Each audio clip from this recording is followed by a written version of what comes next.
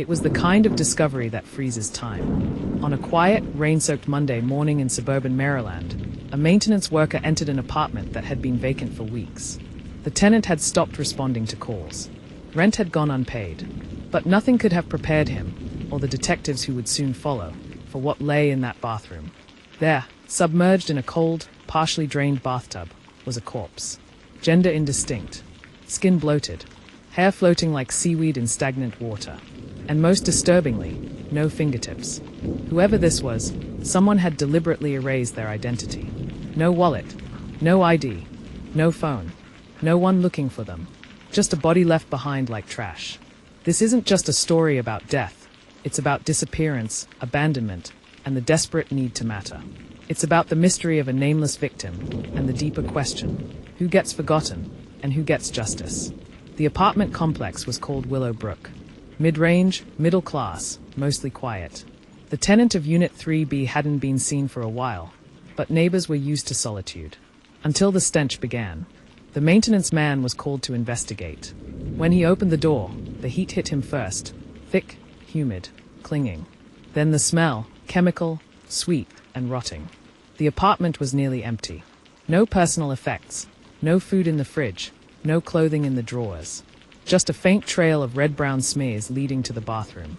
In the tub, a nightmare, a human body in advanced decomposition, water-stained rust red, and hands curled and clawed. But the skin of every fingertip had been meticulously sliced away. When detectives arrived, they treated the scene like a homicide, but there were no clear signs of a break-in or struggle. The corpse was unrecognizable, too far gone for visual identification. No tattoos, no scars, no dental records that matched. Fingerprint analysis, useless. DNA, sent off, but no hits in CODIS. The autopsy was grim. Blunt force trauma to the head, possibly strangled. But too much time in the water had ruined most soft tissue. The estimated time of death? At least 3 weeks prior. They were looking at a ghost. The apartment lease was in the name of Michael Reed, a generic name, with a fake ID and a disconnected phone number. The social security number? Also fake. Neighbors barely remembered him. A quiet man, rarely seen. Moved in during the pandemic, kept to himself. No visitors, no packages. Even the complex manager had no memory of what he looked like. It was as if this person had gone to great lengths to erase their digital footprint, and now, even in death, remained a mystery. In a trash bag outside the building, detectives found something strange, a bath towel soaked with blood and a cracked molar. The towel had faint traces of bleach. Someone had tried to clean up, but gave up. The tooth was human, likely the victim's. But again, no DNA match. Was this a murder born from panic? Or something far more calculated? 3 days after the body was found, a woman entered the precinct. Nervous, distraught. She claimed to have dated the man who lived in Unit 3B, but she only knew him as Jay. He told her he was a contractor, working under the table. She hadn't seen him in weeks. He stopped texting. She thought he ghosted her. She provided photos from her phone.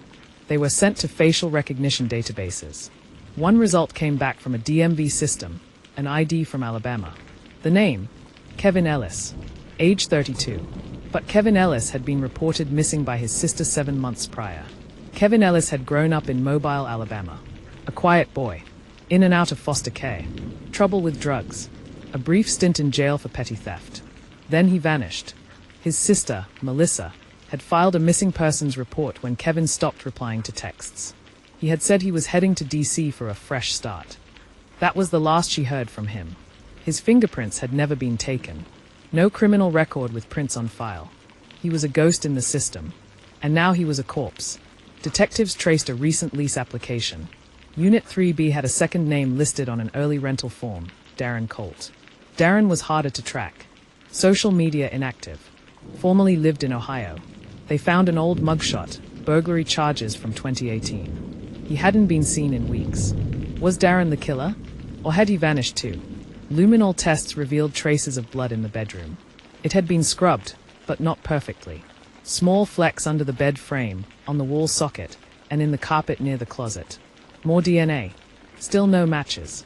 But the volume suggested a second victim, or a killer who bled. Was there another body? In the building's storage unit, detectives found a duffel bag. Inside, men's clothing, expired credit cards, and a weathered notebook.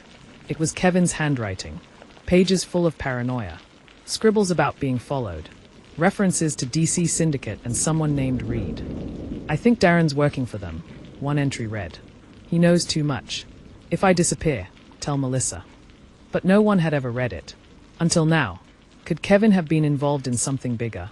The Syndicate sounded delusional, unless it wasn't. Kevin had a history of mental illness, but also had ties to underground gambling rings and had worked briefly at a strip club known to launder money. Was his death a message? Or was it just betrayal by a friend? In Unit 4B, right above the crime scene, police interviewed a tenant who remembered hearing thumping one night.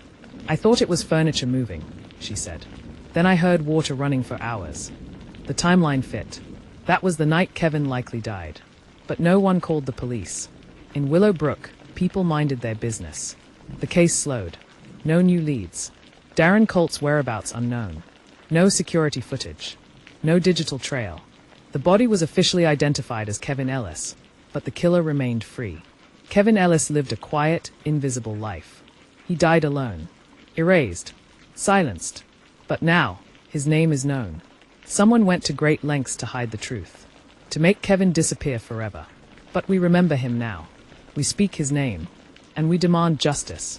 If you know anything about Kevin Ellis or Darren Colt, please contact your local authorities. No one deserves to die nameless. No one deserves to be forgotten. If this story moved you, share it. Spread the word. Help bring awareness to the forgotten victims of unidentified crimes. Subscribe to our channel for more true crime stories that demand justice. Justice begins with remembrance. Let's not look away.